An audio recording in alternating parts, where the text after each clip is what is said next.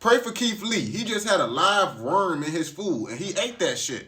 And lots of motherfuckers said he lost his credibility because how the fuck you reviewing the food and you don't see it's worms up in your food?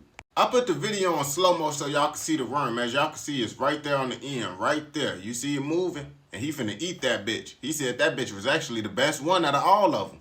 And this why I always cook my food. Motherfuckers say, oh, it's safe to eat, but then they got worms and shit moving around in it. It might be the end of that business because they said those worms and shit in the sushi could get a motherfucker sick. And if he gets sick, he could most definitely sue their ass. And then they already cooked because the world already seen what the fuck they got in their food. And then if they get sued, oh yeah, their establishment over with. They said Keith Lee ain't respond to the situation yet, but he could be fucked up right now. They said some of the symptoms he could have is nausea, diarrhea, and vomiting. He probably ate other worms. That was probably the only worm that you could see. The other one's probably deep inside the sushi.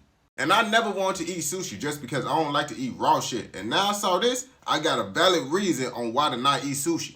But then again, he probably can't sue because it is sushi. And sushi is raw fish. And you know, with raw shit, it most definitely do be having living shit inside of it. Especially with fish. When I Google this shit, motherfuckers be like, yeah, you might get a parasite in your shit, you might not. That's the risk of eating sushi. I'm like, get y'all ass out of here. I ain't finna be eating that shit.